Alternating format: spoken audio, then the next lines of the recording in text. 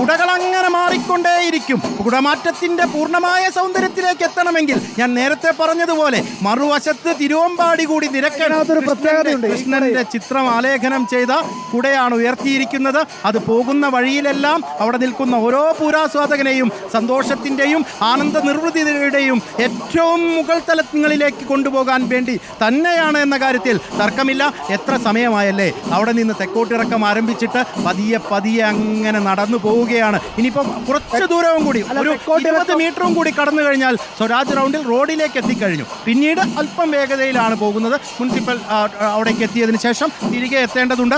അപ്പോഴേക്കും പക്ഷേ മറ്റൊന്ന് സംഭവിക്കും. തിരുവമ്പാടി ചന്ദ്രശേഖരനും സംഘവും അങ്ങനെ മന്ദം തെക്കോട്ടിറങ്ങി വരുന്ന ആ ആനന്ദകരമായ കാഴ്ച കാണാനുണ്ട്. അങ്ങനെ രണ്ടുപേരും മുഖാമുഖം നിന്ന് അങ്ങനെ സ്റ്റഡിയായി കഴിഞ്ഞാൽ പിന്നെയാണ് പൂരം പൂത്തുലയുന്നത്.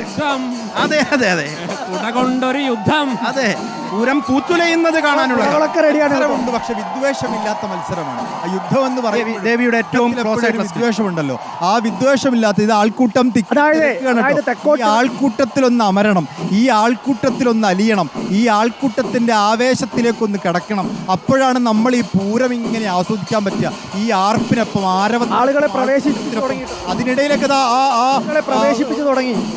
ആളുകളെ പ്രവേശിപ്പിച്ചു തുടങ്ങി.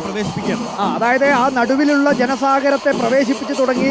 ഇനിയിപ്പോൾ അവിടെ മുഴുവൻ ജനസാഗരമായി നിറയും. അതെന്താ സംഭവിക്കുന്നത്? എത്ര ക്ഷമയോടുകൂടി, ആവേശത്തോടുകൂടി ആർത്തുല്ലസിക്കുന്നു. നോക്കൂ, എത്ര ആവേശത്തോടുകൂടി, എത്ര ക്ഷമയോടുകൂടി ഇവിടെ കാത്തിരുന്നു.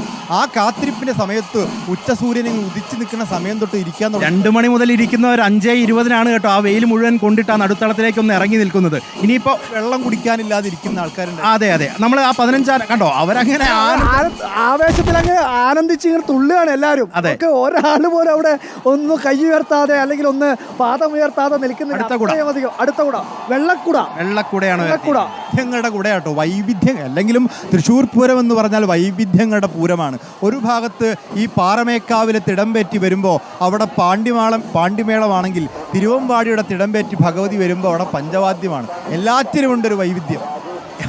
ആളുകൾക്കേ തിങ്ങി നിരങ്ങിയാണ് അവിടെ നിൽക്കാൻ തന്നെ പറ്റുന്നത്. അവർക്ക് ഇനി വേണ്ടത് ആ ആനകൾ നിൽക്കുന്നതിന്റെ പിറകുവശത്തേക്ക്, അതായത് ആ തിരുവമ്പാടി ദേശത്തെ കൊമ്പന്മാർ വന്ന് നിരക്കുന്നതിന്. ഇതിനോടൊപ്പം ഒരു കാര്യം പറയട്ടെ, ഇതാ ഈ 15 ആനകൾ നിരക്കുമ്പോൾ മറുവശത്ത് തെക്കേ ഗോപുര നടയിലൂടെ കുടകളുമായി ഇതാ വരുന്നു തിരുവമ്പാടിയുടെ ഗജരാജാക്കന്മാർ. അതിന്റെ കാഴ്ചകൾ കൂടി ഇതിനോടൊപ്പം കാണാൻ കഴിയും. തിരുവമ്പാടിയുടെ തെക്കോട്ടിറക്കം ആരംഭിച്ചിരിക്കുന്നു. അതാണ് ഇപ്പോൾ അവിടെ സംഭവിക്കുന്നത്. അതെ, പാറമേക്കാവിന്റെ പൂർത്തിയായി അവർ ഏതാണ്ട് അവർ അണിനിരക്കേണ്ട ഭാഗത്തേക്ക് എത്തുന്നു. അതിനുശേഷം അവർ രാജാവിന്റെ പ്രതിമയെ വലം വെച്ച് തിരിച്ചു വരും. ആ തിരിച്ചു വന്ന് അണിനിരക്കുന്നോട് ഇവർ തുടങ്ങും അങ്ങോട്ട്. ഇവരങ്ങോട്ട് കുട ഉയർത്തി തുടങ്ങും. അപ്പോഴേക്കും തിരുവമ്പാടി അവിടെ റെഡിയായി. അങ്ങനെ തിരുവമ്പാടി റെഡിയായി അങ്ങോട്ട് പരിപാടി ആരംഭിക്കുകയും. തിരുവമ്പാടി ഭഗവതി വരുമ്പോഴേ തിരുവമ്പാടി ബാലഭദ്രയാണ്. തിരുവമ്പാടി ഭഗവതി വരുമ്പോൾ തിരുവമ്പാടി ക്ഷേത്രത്തിൽ ഉണ്ണിക്കണ്ണനുണ്ട്. പൂരം ഭഗവതിക്കാണെങ്കിലും കൂട്ടിൽ ഉണ്ണിക്കണ്ണൻ വരുമെന്നാണ് സങ്കല്പം. ഈ ശക്തൻ തമ്പുരാന്റെ പൂരമാണല്ലോ. ശക്തൻ തമ്പുരാൻ ഉണ്ണിക്കണ്ണനോടുള്ള പ്രിയം കൊണ്ട് ശക്തൻ തമ്പുരാന്റെ ഒരു രീതിയാണത്. ഭഗവതിക്ക് പൂരമാണെങ്കിലും ഉത്സവത്തിന് എഴുന്നള്ളുമ്പോൾ ഭഗവതിക്കൊപ്പം ഉണ്ണിക്കണ്ണനും ഇറങ്ങട്ടെ എന്നാണ്, കണ്ണനും ഇരിക്കട്ടെ എന്നാണ്. അപ്പോൾ ഈ 15 ആനകൾക്കൊപ്പം നടുക്കിൽ ഭഗവതിയുടെ തിടമ്പേറ്റി ഗജവീരൻ ഉണ്ടാവുമ്പോൾ ആ തിടമ്പിൽ ആ ആനപ്പുറത്ത് ഉണ്ണിക്കണ്ണൻ ഉണ്ടാവും. ഉണ്ണിക്കണ്ണൻ്റെ രൂപവുമുണ്ട്. ആ കോലത്തിനകത്ത് ഉണ്ണിക്കണ്ണൻ്റെ രൂപമാണ്, മയിൽപ്പീലി ചാർത്തിയിട്ടുള്ള ഉണ്ണിക്കണ്ണൻ്റെ രൂപമാണ്. പക്ഷേ അതിൻ്റെ താഴെയുള്ള തിടമ്പിൽ വീണ്ടും കുട മാറ്റിയിരിക്കുന്നു. കുടകളിങ്ങനെ മാറിക്കൊണ്ടിരിക്കുന്നു. ഓരോ കുടകൾ മാറ്റുമ്പോഴും അതിൽ ഓരോ പ്രത്യേകതയുണ്ട്.